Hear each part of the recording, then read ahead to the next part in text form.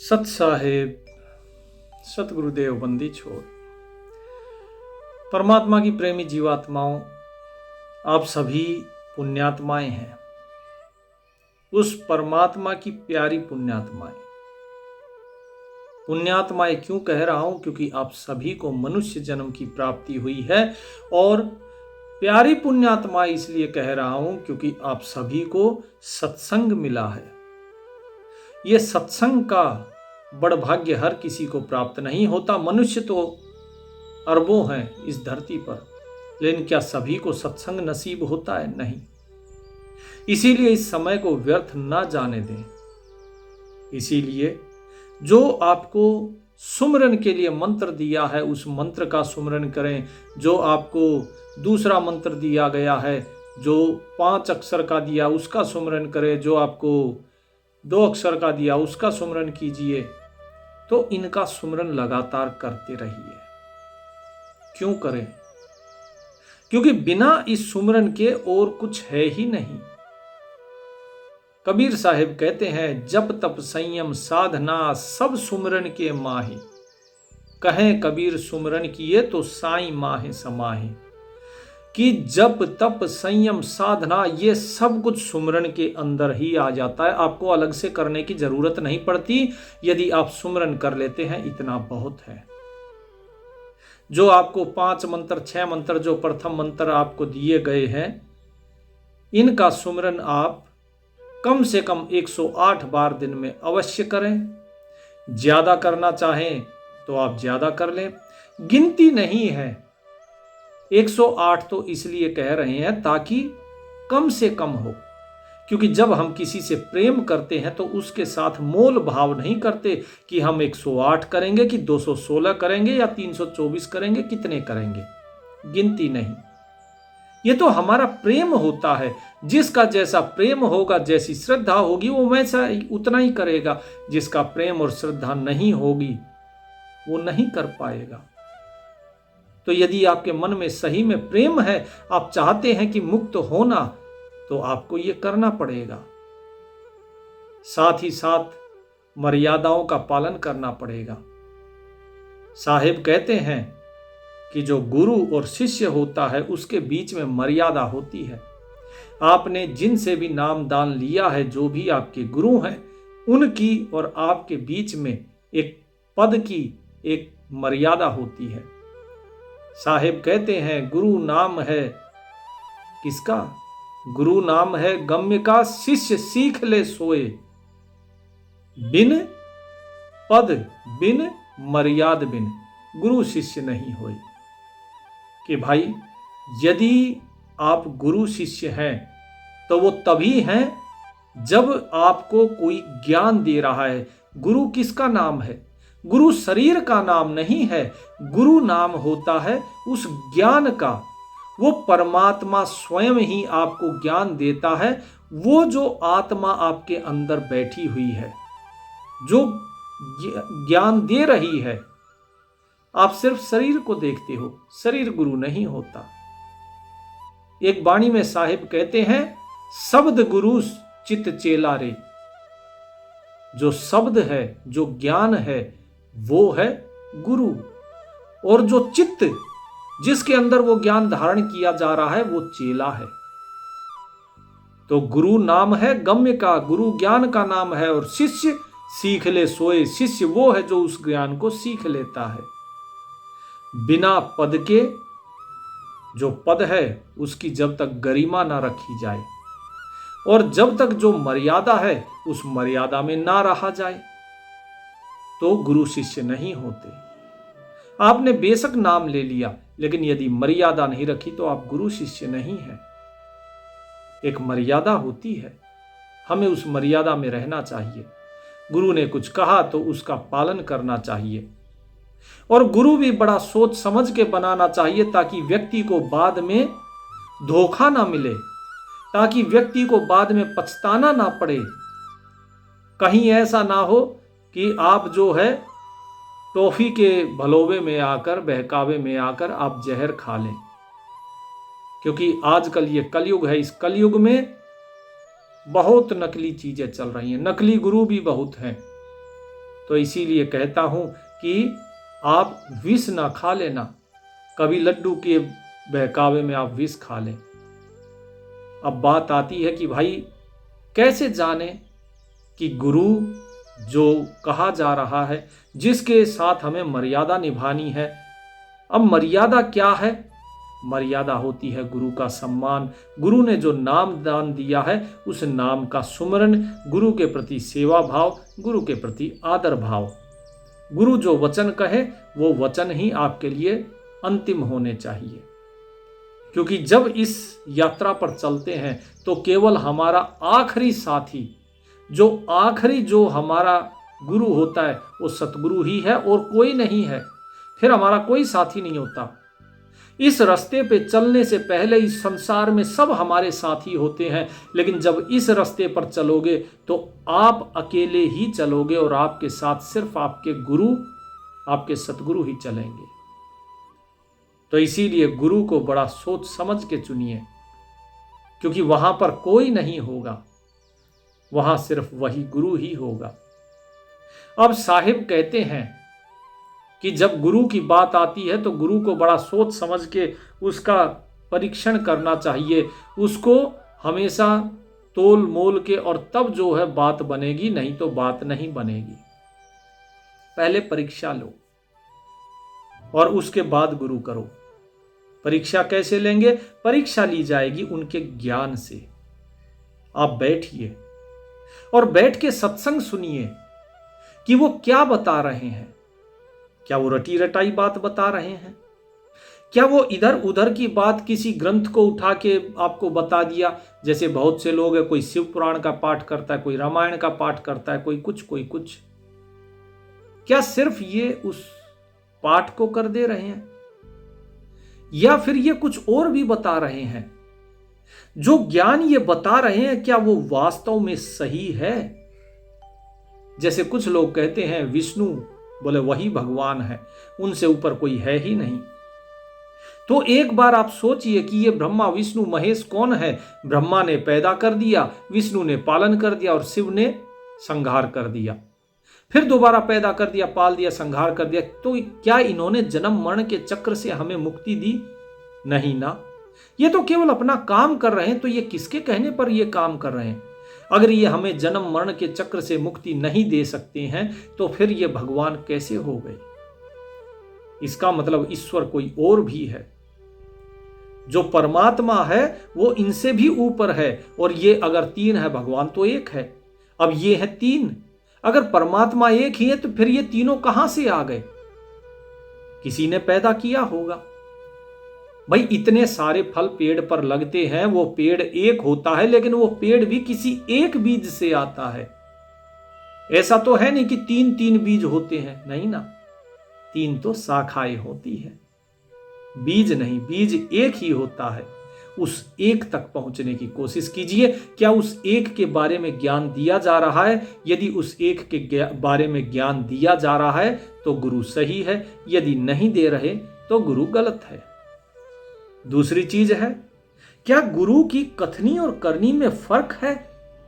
क्या गुरु जो हमें बता रहे हैं क्या वही बता रहे हैं जो वो खुद करते हैं, या वो खुद कुछ और बोलते कुछ और है और करते कुछ और है?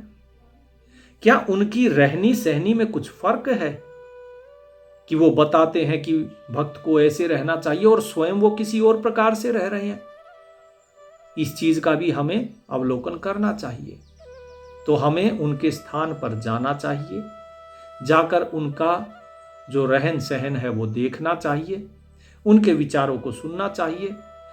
एक दो बार नहीं, काफी दिनों तक सत्संग को सुनो, लगभग महीना भर, 20 दिन, 2 महीना, 6 महीना, जब तक आपके दिल में तसल्ली ना आ जाए कि हाँ ये मार्ग सही है और यहां पर जो बात बताई जा रही है वो सही है, तब आप गुरु को धारण कीजिए, उससे पहले नहीं।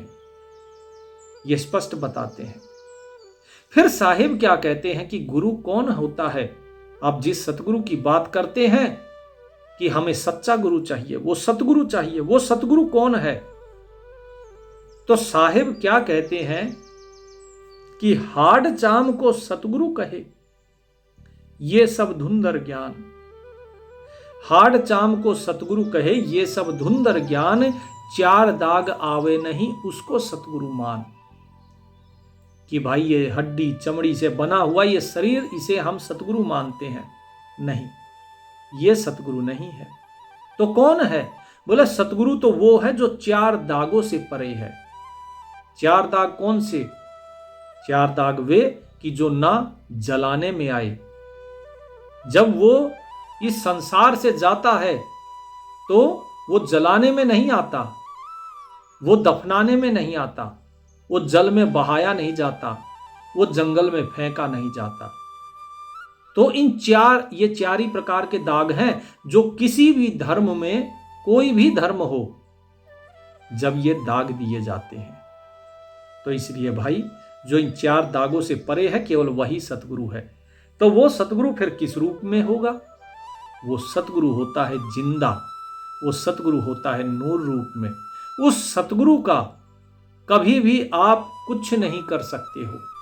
अब जो शरीर दिखाई दे रहा है इसका तो सब कुछ कर सकते हो। तो वो सतगुरु किस रूप में है? वो सतगुरु आपकी आत्मा के रूप में है। इसके बारे में साहिब भेद खोलेंगे बाद में। पहले कबीर साहिब जो भी चीजें बताते हैं तो साहिब उस सारी चीजों को बताते हैं कि वो कबीर जो है वो सतगुरु हैं। हम उन्हें कहते हैं सतगुरु। उन्हें भगवान ना कहिए, क्योंकि भगवान तो बहुत नीचे की श्रेणी में है, वो सतगुरु हैं। क्या कहते हैं? ग्रीब पर पट्टन पर लोक है, जहां अदली सतगुरु सार, भक्त हित से उतरे पाया हम दीदार। कि वो परमात्मा का जो लोक है वो कहां है? वो तो परलोक में है। और वहीं पर वो अदल करने वाला, वो न्याय करने वाला, वो सतगुरु जो है, वो सार जो है, वो वहां पर रहता है। लेकिन इस संसार में वो आता है किसके लिए? वो भक्ति के कारण आता है। लोगों की प्रेम और लोगों की भक्ति के कारण वो उतरता है इस संसार में। वहां से अवतरण होता है, वो उतरता है और फिर वो यहां पर देह धारण करता है, पंच तत्व और माया को अपने अधीन करके एक शरीर बनाकर दिखाता है और तब हमें उसका दीदार होता है।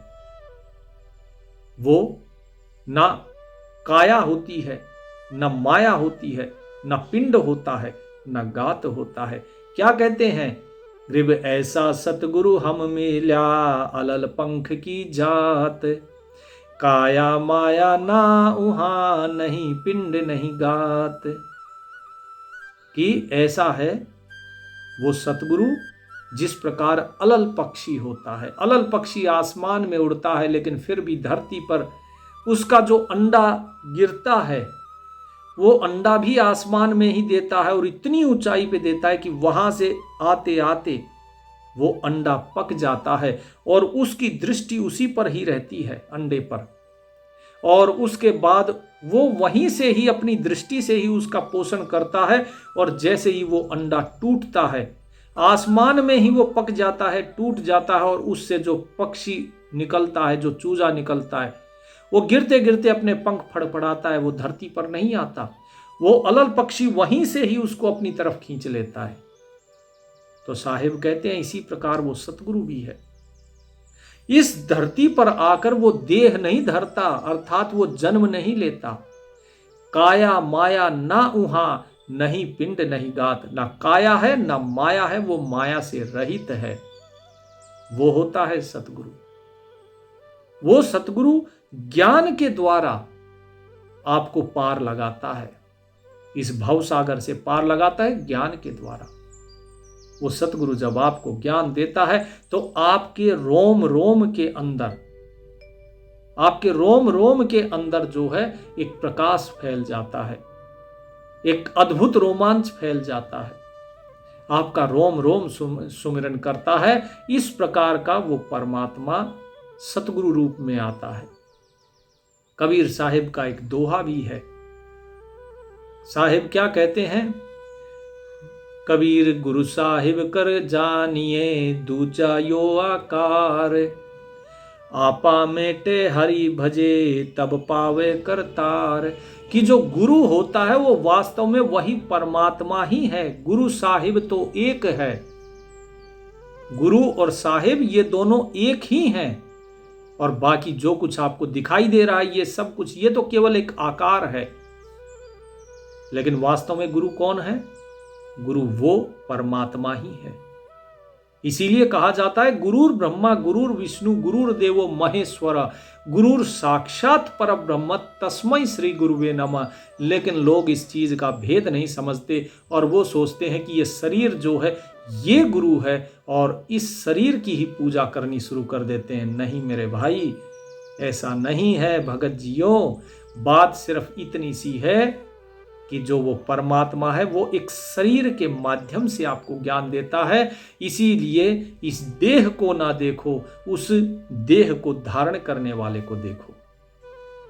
साहिब कहते हैं ऐसा सतगुरु हम मिल्या सुन्न विदेशी आप, रोम रोम प्रकाश है दीना अजपा जाप। वो आपके कान में मंत्र नहीं फूकेगा, वो आपको अजपा जाप का मंत्र देगा। वो आपको जो नाम देगा वो अजपा जाप का देगा। ऐसे नहीं कि हम बैठ गए और कुछ लोग बोलते हैं ना, साधना करते हैं बोले ओम ओम ओम ओम और लगे रहते हैं सारा दिन ओम ओम करने में। ये ऐसे नहीं। कई लोग बोलते हैं राधे राधे राधे राधे, हरे राम हरे राम हरे राम। नहीं, वो अजपा जाप होता है। तो सतगुरु क्या देता है? अजपा जाप देता है। रोम रोम प्रकाश है दीना अजपा जाप। ये सभी एक सच्चे गुरु के लक्षण है। यदि आपके अंदर अगर ये गुण प्रकट होते हैं, आपको किसी के अंदर ये गुण दिखाई देते हैं, तो ही आप उसे गुरु धारण कीजिए। सतगुरु और गुरु दोनों में एक भेद है। भेद ये है, कहने के लिए तो गुरु के अंदर भी वो परमात्मा ही है, और जो सतगुरु है वो गुरु के अंदर ही आपको दिखाई दे जाएगा। लेकिन उसके लिए आपको खुद भी बदलाव करना होगा। कैसे बदलाव होता है वो? तो साहिब क्या कहते हैं कि ऐसा सतगुरु हम मिला मगन किए मस्ताक, प्याला प्याया प्रेम का गगन मंडल गरगा। कि उसने हमें क्या पिलाया? प्रेम का प्याला। वो प्रेम करना सिखाता है। आपने बहुत से गुरुओं को देखा होगा जो कहते हैं कि भाई हिंदू राष्ट्र बनाएंगे, ये बनाएंगे, वो बनाएंगे, ऐसा है वैसा है। ये हिंदू मुसलमान किसने बनाया? सब लोगों का ही बनाया हुआ है ना। आपस में लड़ाने के लिए पॉलिटिक्स, और तो कुछ नहीं है।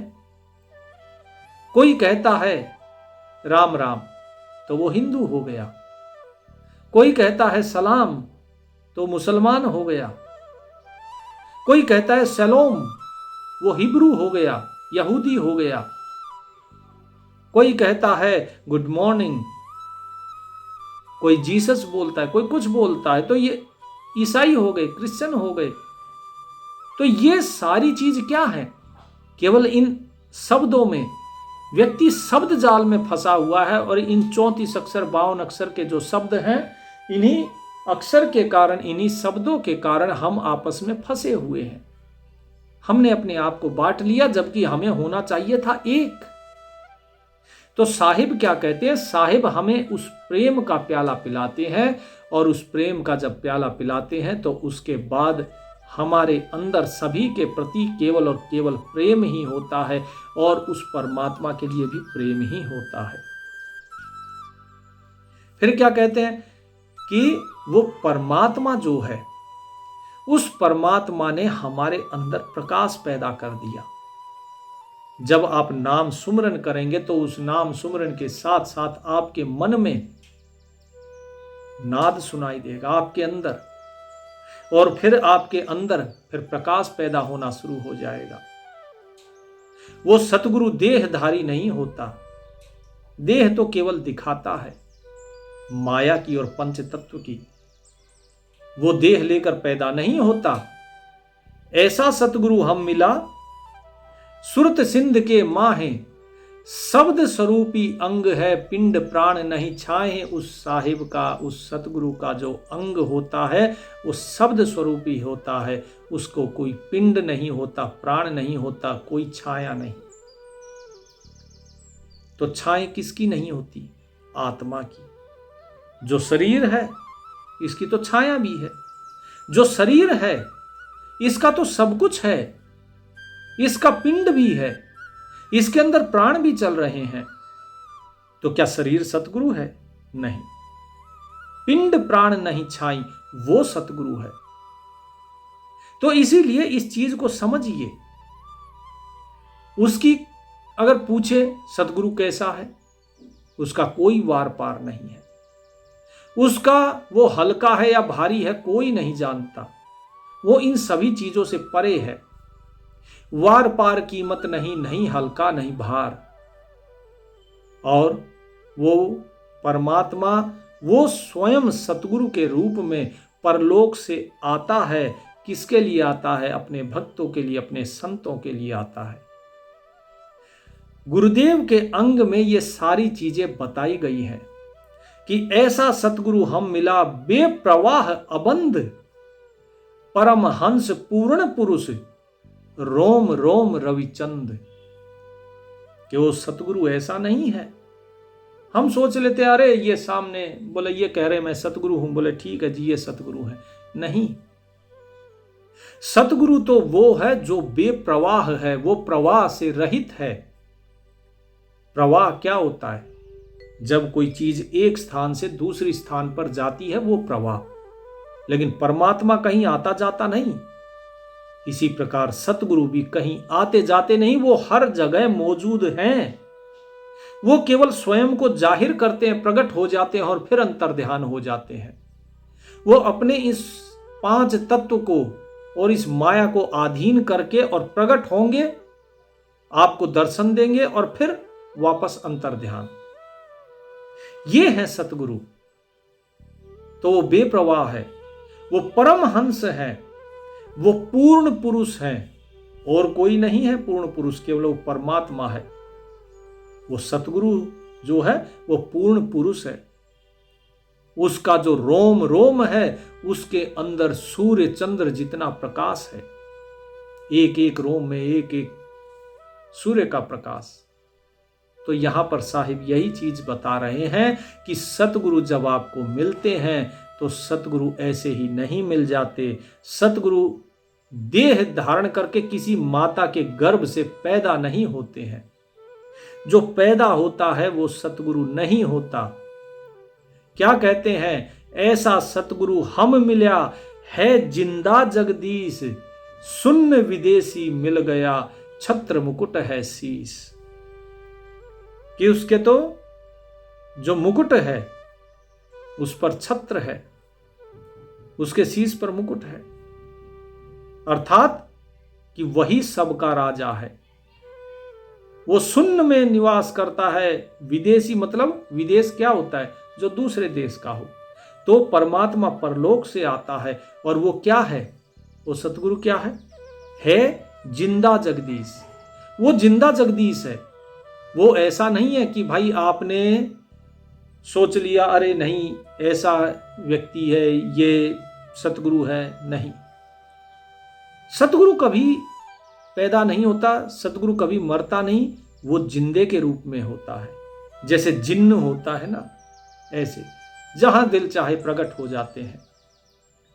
ये सतगुरु है। बहुत से लोग इसीलिए जो कहते हैं कि आप सतगुरु हो, मैं उनको कहता हूं मैं तो गुरु भी नहीं हूं। हम नहीं है भाई, क्यों हमें पाप चढ़ा रहे हो?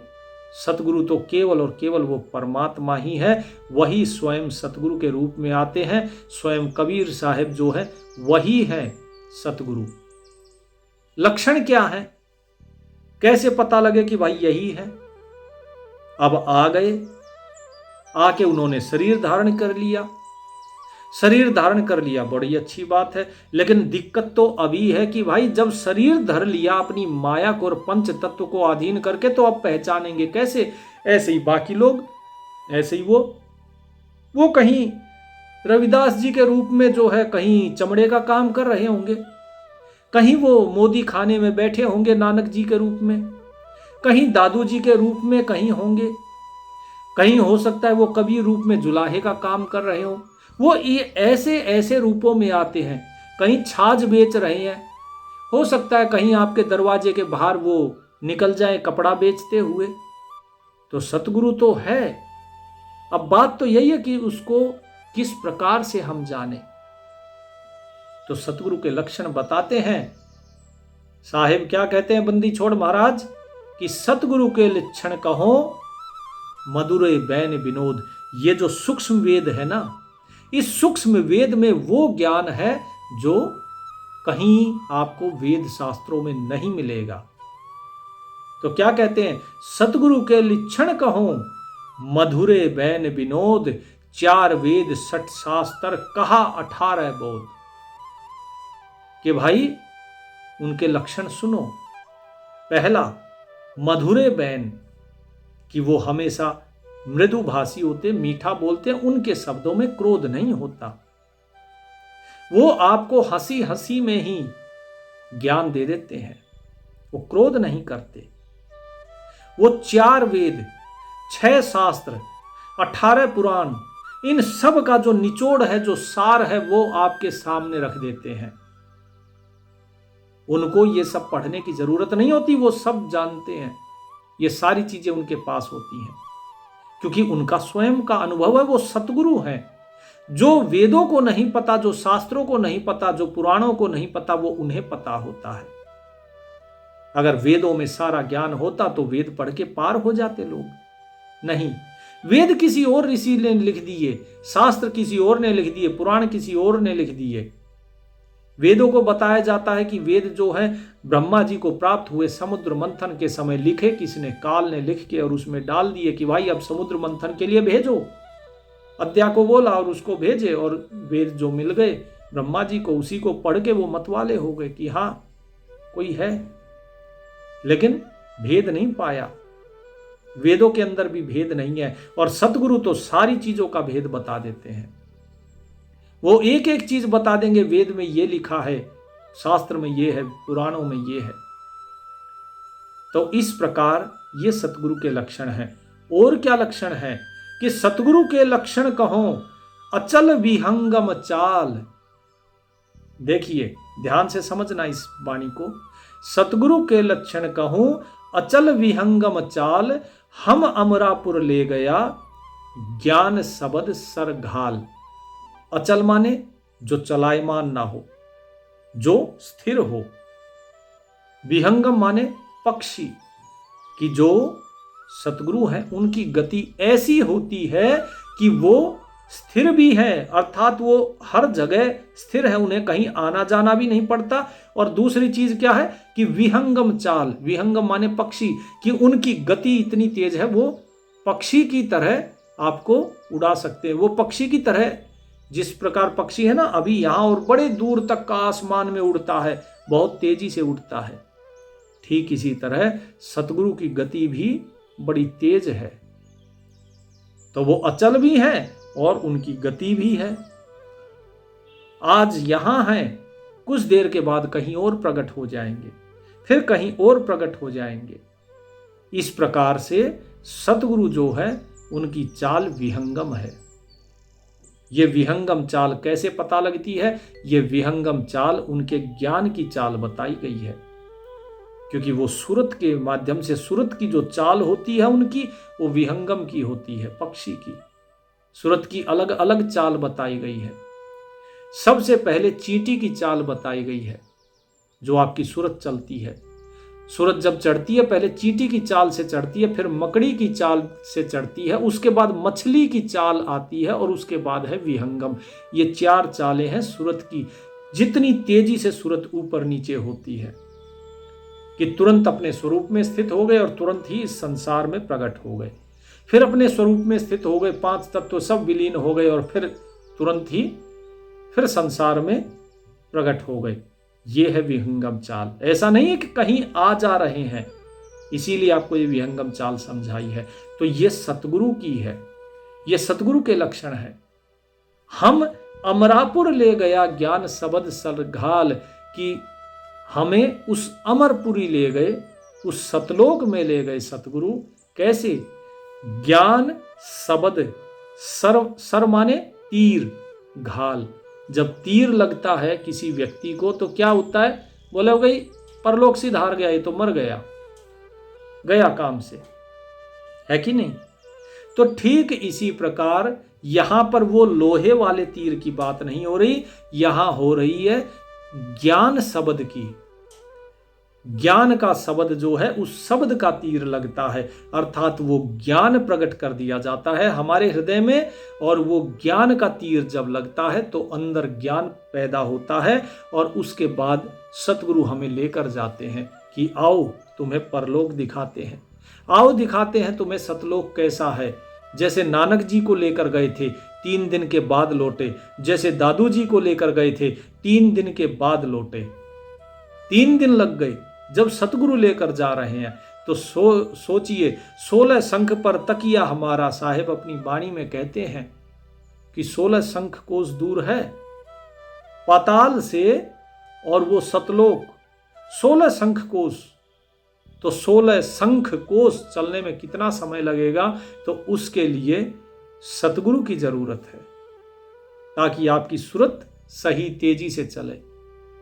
फिर क्या कहते हैं कि कहां मिलेंगे सतगुरु, कब मिलेंगे? परिस्थिति भी बता रहे हैं कि सतगुरु मिलते कहां पर है। ऐसा सतगुरु हम मिल्या, तुरिया केरे तीर, भगल विद्या बाणी कहे छाने नीर रुखीर। कि हमें सतगुरु मिले कहां? तुरिया अवस्था में।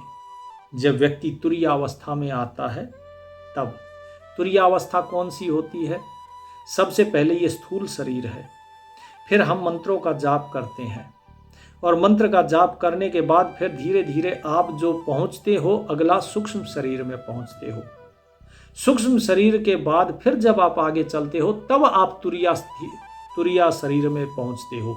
उस तुरिया शरीर के अंदर जो है व्यक्ति, जो ये आत्मा है, आपका जो जीव है, ये फिर गति करता है। तो क्या कहते हैं साहिब? साहिब कहते हैं कि भगल विद्या वाणी करे, वहां पर फिर सतगुरु हमें मिलते हैं। जब उस स्थिति तक हम पहुंच जाते हैं तब हमें सतगुरु मिलते हैं। फिर वो हमें भगल, भगल माने ये जो संसार रचाया है ना, भग से ही ये संसार बना है। तो उस भगल को, भगलीगर कौन है? इस संसार को रचाने वाला।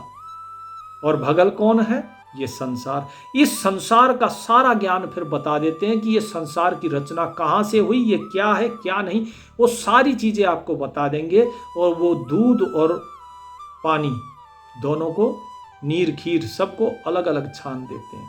पानी अलग कर देते हैं, दूध अलग, दूध का दूध, पानी का पानी कर देते हैं सब, कि देख भाई ये सही है और ये गलत है। ये सारी चीजें सब कुछ सतगुरु बताते हैं, एक एक भेद आपके सामने खोलते हैं फिर वो।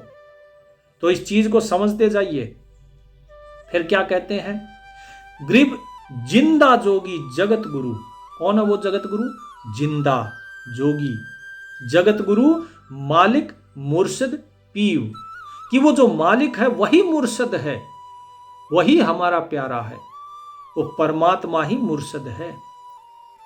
तो कौन है वो? जो शरीर के अंदर है, जो आपके गुरु हैं उनके शरीर के जो अंदर है, वो वास्तव में वो सतगुरु है। तो क्या कहा? ऐसा सतगुरु हम जिंदा जोगी जगत गुरु, मालिक मुर्शद पीव, काल कर्म लागे नहीं, नहीं शंका नहीं सीव। कि वो काल कर्म शंका इन सभी से परे है। ठीक है जी, शरीर धारण नहीं करता, शरीर से परे है। उसको कोई काल से परे है, वो कोई काल बांध नहीं सकता, कोई कर्म उसे लगता नहीं, वो सभी कर्मों से परे है, हर एक कर्म के कर्म फल से परे है। किस प्रकार से? उदाहरण देते हैं, बंदी छोड़ महाराज बताते हैं, आचार्य गरीबदास महाराज क्या कहते हैं? गरीब जिंदा जोगी जगत गुरु, मालिक मुर्शद पीर, दहो दीन झगड़ा मंड्या पाया नहीं शरीर। कि जो जगत गुरु है, जो जिंदा है, जिंदे के रूप में है, वो शरीर क्या है? शरीर तो मर जाता है, शरीर जिंदा नहीं होता। शरीर आज है कल नहीं है, पैदा हुआ है मर जाएगा। तो फिर कौन है? बोले सतगुरु तो वो है जो जिंदा है, जो मरता नहीं है। तो जो मरता नहीं है वो कहां है? बोले वो कबीर था। देख लो उदाहरण, दहो दीन झगड़ा मंडा, दोनों दीन। कौन कौन से दोनों दीन? दोनों धर्म, हिंदू मुसलमान आपस में झगड़ा कर रहे हैं कि कबीर हमारे, कबीर हमारे। लेकिन जब देखने लगे चद्दर उठा के तो शरीर है ही नहीं। तो दो दिन झगड़ा मंडा पाया नहीं शरीर, वो शरीर ही नहीं मिला वहां पर, केवल वहां फूल ही फूल थे। जो फूल बिछाए गए थे चद्दर के नीचे, केवल वही थे। तो यही चीज साहिब बता रहे हैं बार बार कि वो इन सभी चीजों से परे है। वो तो केवल ज्ञान के द्वारा ही आपके ज्ञान चक्षु खोल देता है, और उसके बाद जो है आप अगर फिर भी उसके शरीर को ही देखते हो कि ये शरीर जो है ये सतगुरु है, तो फिर आप गलती कर रहे हो। साहिब कहते हैं ऐसा सतगुरु हम मिला तेज पुंज के अंग, कि उसका अंग तेज पुंज रूपी है। जब आचार्य गरीबदास महाराज को कबीर साहिब ने प्रकट होकर दर्शन दिया और उन्हें लेकर गए सतलोक की, आ मैं तुझे दिखाता हूं, और उसके बाद वापस छोड़ा तो उनको तेज पुंज रूप में मिले थे। क्या आचार्य गरीबदास महाराज कहीं गए थे क्या कि सतगुरु कहां मिलेंगे, सतगुरु कहां मिलेंगे? वो स्वयं सच्चे बनते हैं। स्वयं व्यक्ति के अंदर ललक होनी चाहिए, सतगुरु स्वयं प्रकट होता है, या आपको मार्ग मिल जाता है कि भाई ऐसे ऐसे बात है। तो ये सारी चीज आप देखिए, ये चीजें आपको कौन बताता है, कौन ये सब प्रमाण दे रहा है? आप उसे गुरु बनाइए, उसे सतगुरु बनाइए।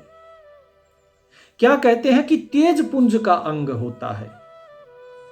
एक गुरु है, एक सतगुरु है। गुरु शरीर धारण किए हुए है, सतगुरु तेज पुंज रूप में है। बात बिल्कुल समझ में आ रही होगी, स्पष्ट होगी। गुरु को आप किस प्रकार से परखेंगे? उसके ज्ञान के द्वारा, उसके रहनी सहनी करनी के द्वारा, उसका जो सत्संग है, जो प्रवचन है, जो ज्ञान दिया जा रहा है, जो कथनी करनी है, उसके द्वारा उसको परख के आप गुरु बनाएंगे। उसके बाद फिर उनके प्रवचन, उनके ज्ञान, उनके नाम का सुमरन करके फिर आप खुद को सच्चा बनाएंगे। और जब खुद को सच्चा बनाएंगे तो उसके बाद यदि आपने शुरू से ही किसी सतगुरु को ही धारण कर रखा है तो आपको उसी गुरु में ही सतगुरु का दीदार हो जाएगा। जैसे जिन्होंने कबीर साहिब को गुरु धारण कर रखा था, जब कबीर साहिब इस संसार में थे तब, तो वही कबीर सतगुरु भी हो गए। लेकिन बहुत से हैं जिन्होंने गुरु अलग धारण किया है, लेकिन सतगुरु बाद में प्रकट होते हैं, उनको बताते हैं कि भाई आओ।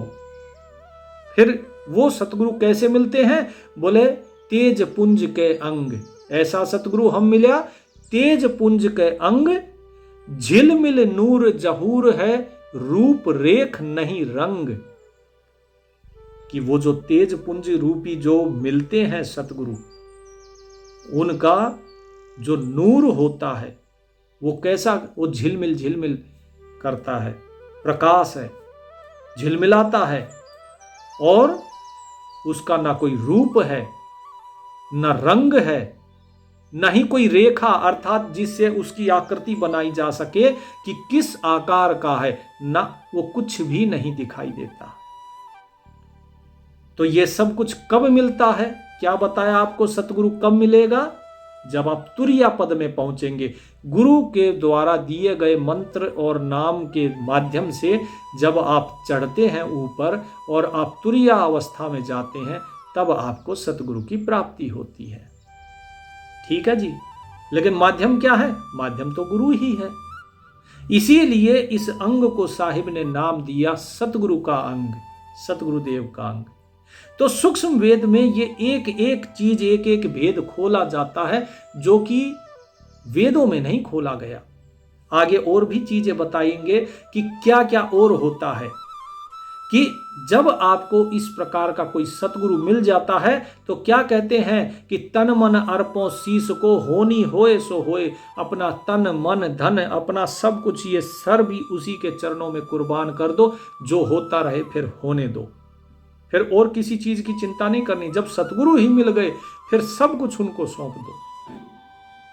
साहिब कहते हैं कि भाई वो आपके जो संसार में यहां रहते रहते आपके जो 10वां द्वार है ना, उसके दरवाजे बंद हो चुके हैं। अब आपको जो ये 9 द्वार है, 9 द्वारों का ये शरीर है तो 10 द्वार, लेकिन ये जो 9 द्वारों का शरीर है, इन 9 के 9 द्वार से कहीं से भी आपका प्राण निकले आप मरोगे ही मरोगे। केवल वो 10वां द्वार है जिसके माध्यम से आपकी मुक्ति होती है। इन 9 द्वारों से मुक्ति नहीं होती। लेकिन साहिब क्या कहते हैं, बंदी छोड़ महाराज कहते हैं कि ऐसा सतगुरु हम मिला, खोले वज्र की वार, कि जो वज्र के समान बंद थे, आपका जो दरवाजा बंद था जो ऊपर सहस्रार का, बोले उन्होंने खोल दिया उसे। और खोल के क्या किया, बोले अगम दीप को ले गया जहां ब्रह्म दरबार। और उसके बाद उस अगम दीप में ले गए जहां उस पर ब्रह्म का दरबार है, वहां ले गए। और फिर बोले ऐसा सतगुरु हम मिला, खोले वज्र कपाट, अगम भूमि को गम करी, उतरे ओघट घाट। फिर हम उस ओघट घाट पर जाकर पहुंचे जहां पर वो अगम द्वीप है, वो अगम भूमि है। और वहां पर जब हम पहुंचे तो आनंद ही आनंद है, सुख ही सुख है। तो जो हमारा जो ज्ञान है, वो ज्ञान हमें प्राप्त करना चाहिए ऐसे गुरु से, जो गुरु हमें ज्ञान शब्द से हमारे हृदय को भर दे। ऐसा सतगुरु हम मिला, मारी ग्यासी गैन। आचार्य गरीबदास महाराज कहते हैं हमें तो भाई देखो ऐसा सतगुरु मिला है जिसने हमें मारा है। किस चीज से? उस ज्ञान के शब्द से। और कैसा मारा कि रूम रूम में सालती पलक नहीं है चैन, की मेरा रोम रोम घायल हो गया है। किसके द्वारा? उस शब्द के द्वारा। अर्थात मेरा रोम रोम उसका सुमरन कर रहा है। अब मुझे उस मालिक का दीदार चाहिए, उसके लिए मेरे मन में अब तड़प पैदा हो गई और अब मुझे एक पल का भी चैन नहीं है। तो ये सारी चीजें कब होती हैं? ये सारी चीजें तब होती हैं जब सतगुरु ज्ञान देते हैं। और जब ज्ञान मिलता है, ये सारा ज्ञान आपको पहले गुरु के द्वारा मिलता है, उनके नाम सुमरन के माध्यम से उनका जो ज्ञान मिलता है, जो शब्द दिया जाता है, उससे क्या होता है, आपके जितने भी कर्म भर्म होते हैं वो सब जल जाते हैं। और आपकी कुबुद्धि जो है, कुबुद्धि क्या, हम कुबुद्धि तो करते हैं, हर वक्त संसार में घुसे रहते हैं। आज इसके घर चले गए, कल उसके घर चले गए, आज अभी हंसना शुरू कर दिया, फिर थोड़ी देर में रोना शुरू कर दिया, किसी के साथ मजाक कर रहे हैं, किसी के साथ लड़ रहे हैं। अपनी कीमती श्वासों को छोड़कर हम बेकार की चीजों में फंसे हुए हैं। तो क्या है ये कुबुद्ध नहीं तो और क्या है? तो साहिब कहते फिर ये सारी कुबुद्धि नष्ट हो जाती है। ऐसा सतगुरु मारा बाण कस, ऐसा बाण खींच के मारा सतगुरु मारा बाण कस, खैबर ग्यासी खींच के जो है ऐसा मारा है कि भरम करम सब जर गए, लई कुबुद्धि सब ऐंच। कि कमान खींच के ऐसा तीर मारा है शब्द का, ज्ञान का, कि सारे भ्रम, सारी दुविधा, सारे कर्म का कर्म फल सब कुछ नष्ट हो गया, सारी कुबुद्धि दूर हो गई। उन्होंने मेरी सारी कुबुद्धि को सद्बुद्धि में बदल दिया। नहीं तो क्या था? नहीं तो कुबुद्धि रहते, फिर जठराग्नि में जाते, मां के गर्भ में जठराग्नि में तपते रहते, उस नरक में पड़े रहते। तो क्या कहते हैं कि सतगुरु आए दया कर, दया करी उन सतगुरु ने, क्योंकि वो है ही दयाल। सतगुरु आए दया कर, ऐसे दीन दयाल, बंदी छोड़ बिरद तास का, मैं उनका दास हूं। बिरद कौन होता है? पहले जो बंदी होते थे ना, जो जेलों में बंद रहते राजाओं के, उनको बुलाया जाता था राजा का गुणगान करने के लिए, बिरदावली सुनाने के लिए। उसी को कहा गया है बिरद, कि वो जो बंद से हमें छुड़ा दिया, हमें बंधन से मुक्त कर दिया। मैं तो उसी की बिरदावली सुनाता हूं, उस परमात्मा का ही गुणगान करता हूं, और मैं उसी का ही दास हूं अब, क्योंकि उसने मुझे जठर अग्नि प्रतिपाल, उसने मेरे रक्षा कर ली, प्रतिपालन कर लिया। किससे? जठर अग्नि से। जठर अग्नि माता के गर्भ में होती है, कि अब मुझे माता के गर्भ में वो जन्म नहीं लेना पड़ेगा, अर्थात मैं जन्म मृत्यु से परे कर दिया। तो ये साहिब बताते हैं। और जठर अग्नि से रखा तो क्या हुआ? बोले जठर अग्नि से राखिया, प्याया अमृत क्षीर, जुगन जुगन सत्संग है, समझ कुटन बेपीर। कि अरे भाई, कुटिल बुद्धि समझो, मैं कुटिल बुद्धि था, मैं बेपीर था। पीर वो होता है जो दूसरे की पीड़ा समझे। तो यहां पे बेपीर किसको कहा गया है? इस संसार के लोगों को, जो दूसरे का दर्द नहीं समझते, जो कुटिलता रखते हैं। तो इसीलिए कहा समझ कुटन बेपीर। अरे भाई समझ लो, तुम कुटिल बुद्धि के हो गए हो, बेपीर हो गए हो। तुम इस बात को समझो कि जुगों जुगों के सत्संग से ये सतगुरु मिलते हैं। जुगन जुगन सत्संग है, समझ कुटन बेपीर।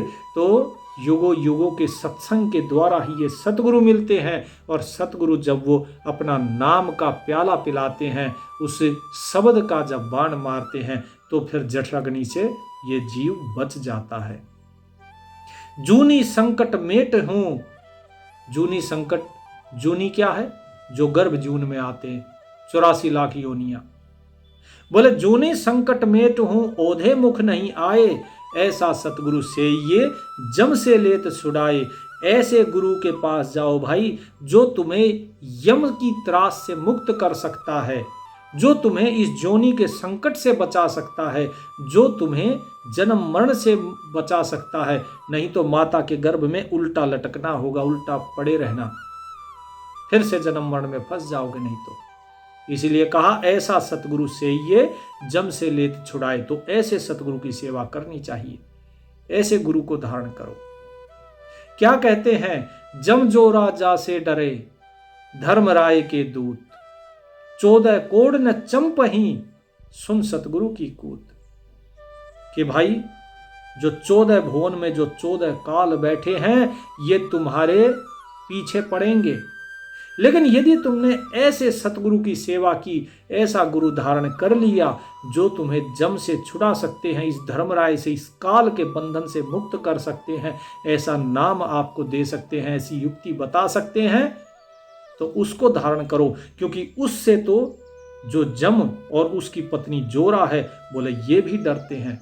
जम जोरा जा से डरे, धर्मराय के दूत, और उस धर्मराय के दूत भी डरते हैं उससे, ऐसे गुरु से, ऐसे सतगुरु से। इसीलिए उसकी केवल वंदना करो, केवल ऐसे ही सतगुरु की सेवा करो। सुन सतगुरु की कूत, ये उस सतगुरु की करतूत है, सतगुरु का प्रभाव है ये, कि कोई भी आपके पास फटक नहीं सकता। एक बार नाम दे दिया, वो सत्य नाम, सार नाम आपको मिल गया, तो फिर आप अगर बंदगी में चूक भी गए तो वापस मनुष्य ही बनोगे, दूसरा कोई जन्म नहीं होगा, मनुष्य जन्म में ही आ पाओगे। ये महिमा है इस नाम की। जिसको नाम मिला है, इसीलिए उस नाम को छोड़ना नहीं तो फिर कहीं कीड़े मकोड़े, कहीं गधे बन के। एक नाली का कीड़ा था, और वो नाली का कीड़ा उस नाली में पड़ा रहता। एक भंवरा जो था, उस भंवरे ने देखा कि भाई ये जो नाली का कीड़ा है बेचारा, इसमें कैसे रहता होगा। उसे दया आई, तो उस भंवरे ने उस नाली के कीड़े को निकाला और उसे जो है ले जाके फूल पर रख दिया कि ले। कहां तू गंदगी में पड़ा है, तू फूल पर आकर बैठ। और वो जो भौरा है वो उड़ गया, अपने दूसरे फूलों का रस पीने लगा। बोले तू भी रस पी। वो कीड़ा उसी फूल के ऊपर बैठा रहा। भौरा उसे ले जाना भूल गया, शाम को वहां से हटाना भूल गया, और शाम के समय वो फूल बंद हो गया। अब कीड़ा उसी के अंदर, फूल बंद। भौरे को याद आया, अरे मैं तो जो है भूल गया उसे, लेकिन अब क्या हो सकता था, अब तो वो उसी के अंदर बंद हो गया। सुबह फिर से वो खुलता है, फूल खिलता है, पूरा खिला भी नहीं होता उससे पहले ही जो आता है माली उसे तोड़ ले जाता है, उसकी माला पिरोई जाती है। वो कीड़ा उसी फूल में था। फिर वही भगवान को अर्पण कर दी जाती है माला, और उसके बाद वो जो फूल था जब बासी हो जाते हैं तो उनको उतारा जाता है और उन्हें गंगा जी में प्रवाहित कर दिया जाता है। तो कीड़ा कहता है, वारे भौरे, अजब तेरा संग है कि कहां मैं नाली में पड़ा था और तूने नाली से मुझे भगवान तक पहुंचा दिया और गंगा जी में डालकर मुझे शुद्ध कर दिया। यह सब संगत का असर है। तो सतगुरु यही करते हैं। सतगुरु उसी परमात्मा को दिखाकर आपको, जब आप शुद्ध हो जाते हैं, आपको ले जाते हैं सतलोक में कि देख ये है सतलोक, ये है आनंद, ये अपार आनंद है। और जब आपको वो दिखाते हैं उसके बाद आपको लाकर फिर छोड़ देते हैं कि अब ले, तुझे मैं पवित्र कर रहा हूं। जिस प्रकार गंदी नाली के कीड़े को गंगा जी में पड़ते ही वो शुद्ध हो गया, इसी प्रकार आपके अंदर भी फिर वो ज्ञान देके और नाम देके, वो शब्द देके आपके हृदय को शुद्ध कर दिया जाता है कि अब सुमिरन कर, अब प्रेम कर उस मालिक से, और उसके बाद उस मालिक के साथ एक हो जा। 3 दिन के बाद जैसे गुरु नानक देव जी को वापस ले आए, 3 दिन के बाद जैसे गरीबदास महाराज को वापस ले आए, 3 दिन के बाद जैसे दादू साहिब को वापस ले आए, इसी प्रकार निर्मल करके उनको छोड़ दिया जाता है कि अब बंदगी तुम्हारी, अब तुम्हारी इच्छा है तुम करो।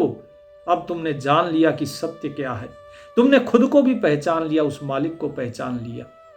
तो यही चीज साहिब कहते हैं कि भाई ऐसे ही सतगुरु की सेवा करनी चाहिए, ऐसे ही गुरु को धारण करो। बाकी सारे गुरु जो हैं वो सब ढोंगी और पाखंडी। तो सतगुरु के लक्षण आपको बता दिए। इसी में गुरुदेव का अंग जो है, इसमें सब कुछ गुरु के बारे में बताया गया है।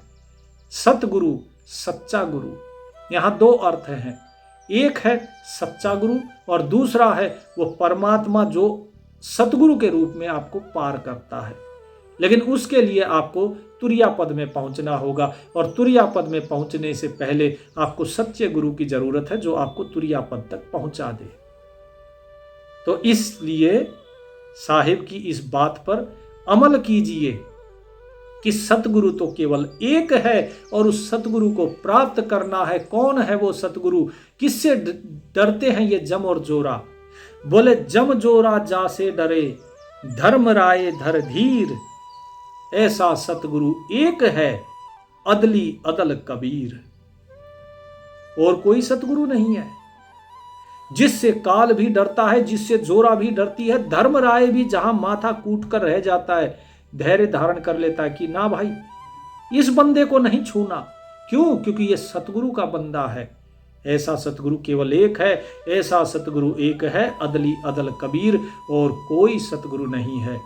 लेकिन वो कबीर फिर से बता देते हैं कि वो कबीर कौन है। पहले उस चीज को समझ लीजिएगा, ठीक है। वो कबीर जैसा कि पिछले जो दोहे थे, जो साकिया थे, जिसमें साहिब ने बताया कि वो जो सतगुरु है वो देह नहीं है, रूप रेख नहीं रंग, उसका ना कोई रंग है, ना रूप है, ना रेखा है, कुछ नहीं, कोई आकार नहीं। वो जिंदे के रूप में है, वो तेजपुंज रूपी है। तो जो कबीर साहिब आएंगे वो आपको इसी प्रकार से ही मिलेंगे। वो ध्यान रखिए, आपको कभी भी मीरा को भी जब दर्शन हुए ना, जब रविदास जी को गुरु बनाया और कबीर साहिब ने उन्हें जब दर्शन दिए तो नूर रूप में दिए थे, देह रूप में नहीं। देह तो आप कृपया करके देह की पूजा ना शुरू कर देना, जैसे सभी लोग कबीर साहिब की मूर्ति बना के, वो तो शरीर की मूर्ति है ना। उसे प्राप्त करने की कोशिश करो, उसे प्राप्त करने के लिए इस नाम का सुमरन करो। साहिब कहते हैं, जम जो राजा से डरे मिटे कर्म के अंक, कागज कीरे दर गए धई 14 कोट न चंप। जम जो राजा से डरे मिटे कर्म के लेख, अदली अदल कबीर है कुल के सतगुरु एक। हमारा जो कुल है किसका? हम हंसों का जो कुल है। हम हंस हैं, हंस। हम कौवे नहीं हैं, हम हंस हैं। और हम हंसों का एक ही सतगुरु है हमारे कुल का, और वो है कबीर। बस इतना ही समझ लीजिए, क्योंकि जिस दिन वो मिल गए उस दिन वो जो यमराज का लेखा जोखा है ना आपके कर्मों का, उसे फाड़ देंगे। बोले कुछ कोई लेखा जोखा नहीं, सारा खत्म तुम्हारा कर्म, अब मुक्त है, अब चलो हमारे साथ सतलोक। तो उस सतगुरु तक पहुंचने का रास्ता बनाइए, और वो है नाम सुमरन के माध्यम से। जो नाम दिया है, जो मंत्र जाप दिए हैं, उनका श्रद्धा पूर्वक, उनका प्रेम पूर्वक सुमरन कीजिए। उसके बाद ही फिर आगे जाया जा सकता है। बाकी का गुरुदेव का अंग हम अगले भाग में जानेंगे। तब तक परमात्मा का सुमरन कीजिए। सत साहिब।